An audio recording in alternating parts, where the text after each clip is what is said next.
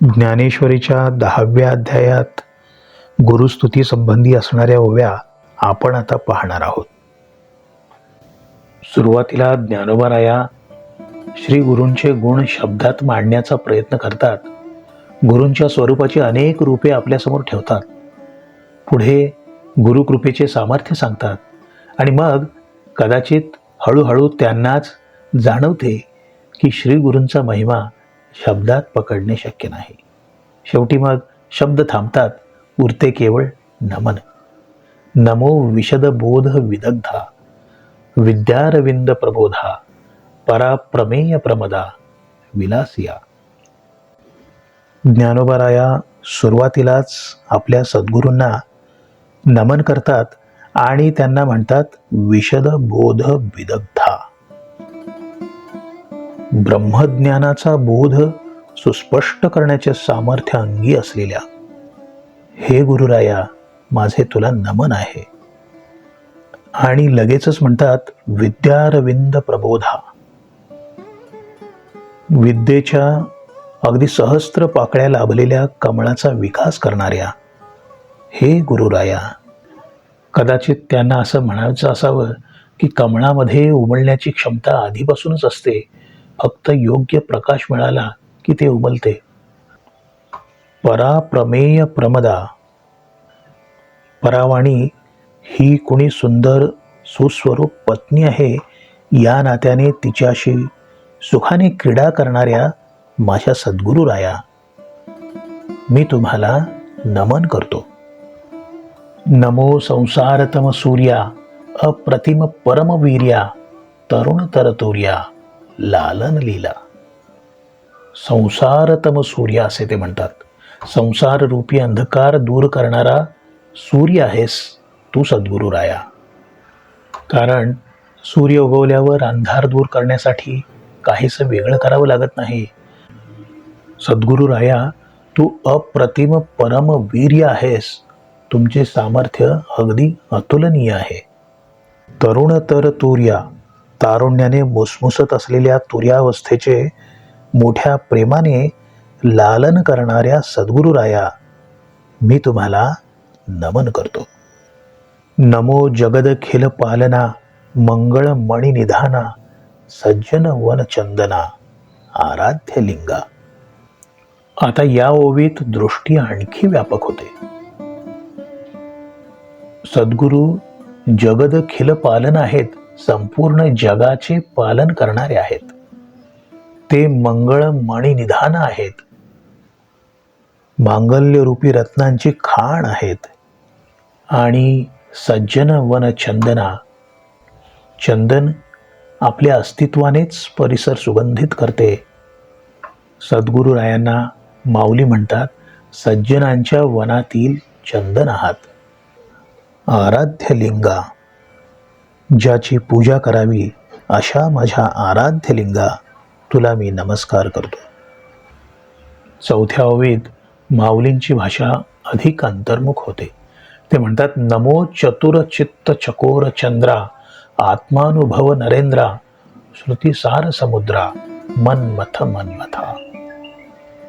चकोर जसा चंद्राकडे आकर्षित होतो तसे विवेकी चित्त श्री गुरूंकडे आकर्षित होते. आत्मानुभवाच्या क्षेत्रातील हे राजा, इथे गुरूंचे मोठेपण केवळ त्यांच्या ज्ञानात सांगितले नाही, त्याचा संबंध आत्मानुभवाशी आहे असे ते म्हणतात. आणि पुढे श्रुतिसार समुद्रा. श्रुतींचे सार जणू श्री गुरुरूपी समुद्रात सामावले आहे. अशा तऱ्हेने शास्त्रातील ज्ञान आणि प्रत्यक्ष आत्मानुभव या दोन्हींचा संगम श्री गुरूंच्या ठिकाणी होताना दिसतो. आता या 6व्या ओळीत गुरुस्तुतीचा प्रवाह थोडा बदलतो. आतापर्यंत माऊली श्री गुरूंचे स्वरूप सांगत होते. आता ते गुरुकृपेने काय घडू शकते याकडे वळतात. तुमचा अनुग्रहो गणेशू जय दे आपुला सौरसू तै सारस्वती प्रवेशू बाळकाही आधी. श्री गुरूंचा अनुग्रह अगदी गणेशासारखा आहे. मार्गातील अडथळे दूर करणारा, बुद्धीचे द्वार उघडणारा. गुरुकृपा झाली तर एखाद्या बालकालाही सरस्वतीच्या प्रांतात प्रवेश मिळू शकतो. जी दैविकी उदार वाचा, जय उद्देश दे नाभिकाराचा, तै नवरस सुधाब्धीचा ठाओ लाभे. आता या 7व्या ओळीत हाच विचार पुढे विस्तारतो. सद्गुरुराया, गुरुकृपेने वाणी जागी झाली की नवरसांच्या अमृत सागरात प्रवेश मिळतो. हे गुरुराया, आपली स्नेहरूपी सरस्वती एखाद्या मुक्या माणसाचा प्रेमाने स्वीकार करते तेव्हा तो प्रत्यक्ष बृहस्पतीशी पैज लावू शकेल अशा विलक्षण प्रज्ञेने बोलू शकतो. या ओव्यांमागे कदाचित असा विचार असावा की शिष्य ज्या मर्यादा घेऊन गुरूंकडे येतो त्या मर्यादा त्याचे सामर्थ्य ठरवत नाहीत. गुरूंची कृपा शिष्याच्या असलेल्या मर्यादांच्या पलीकडे त्या शिष्याला नेऊ शकते. हे असो दिठी जयावरी झळके, की हा पद्म करू माथा पारुखे, तो जीवची परितुके महेशेसी. आता ज्ञानोबाराया श्री गुरूंच्या दृष्टीचे सामर्थ्य सांगतात. ज्यावर श्री गुरूंची कृपादृष्टी पडते किंवा श्री गुरूंचं हस्तकमल मस्तकावर स्थिरावतो तेव्हा तो जीव अगदी श्री शंकराशी तुलना करण्याच्या योग्यतेचा होतो. माऊलींना किती सामर्थ्य दिसतंय. गुरूंच्या कृपेचे सामर्थ्य पहा तर शिष्याच्या परिवर्तनाबद्दल ते म्हणतात की तो प्रत्यक्ष श्री शंकराशी तुलना करण्यायोग्य होतो. या 9 ओव्यात श्री गुरूंचा महिमा सांगितल्यानंतर ज्ञानोबाराया यांनाच एक प्रश्न पडतो. ते म्हणतात, हा महिमा आपण शब्दात सांगावा तरी कसा? एवढे जिये महिमेचे करणे, ते वाचा बळे वानुमी कवणे, का सूर्याची या अंगा उठणे लागत असे. सूर्याला अधिक तेजस्वी करण्यासाठी कोणी उठणे लावते का हो? सद्गुरुराया, तुमचा महिमा अगाध आहे. तुमच्या महिमेचा प्रभाव एवढा अवकाशव्यापी आहे की माझी वाणी या साऱ्याचे वर्णन करायला अपुरी पडते. ती मी वाचाळपणे कशासाठी वानू? माऊली पुढे विचारतात, केवता कल्पतरुवरी फुलवरा, काय सेनी पाहुणेरू क्षीरसागरा, कवणे वासी कापुरा सुवासुदेव. कल्पवृक्षावर फळे लगडण्यासाठी फुलोरा फुलायला कशाला हवा? क्षीरसागराचा पाहुणचार कसा करायचा? सुगंधाची उधळण करणाऱ्या कापराला आणखी कोणता सुगंध द्यायचा? आणि पुढे म्हणतात, चंदनाते कायसेनी चर्चावे, अमृताते केवते रांधावे, गगनावरी उभवावे घडे केवी. चंदनाला आणखी काय लावून सुगंधित करणार? अमृतावर आणखी कोणता संस्कार करणार? आकाशावर मांडव कसा काय घालणार? या साऱ्या प्रश्नातून एक गोष्ट हळूहळू स्पष्ट होते.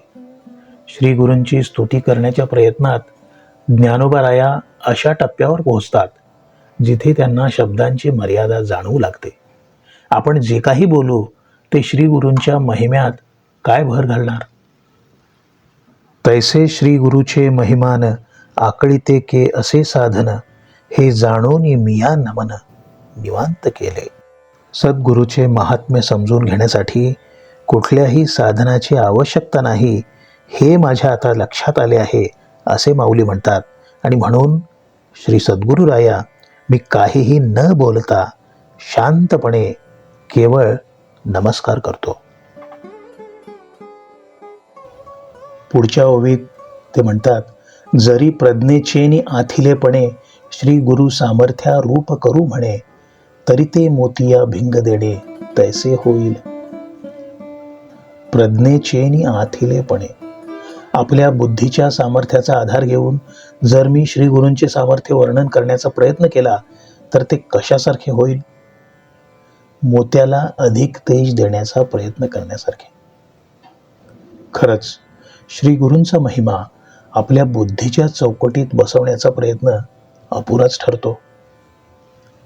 15व्या ओवीत ते म्हणतात, का 15.5 रजतवणी तैशी स्तुतींची बोलणी, उगियाची माथा ठेविजे चरणी, हेचे भले.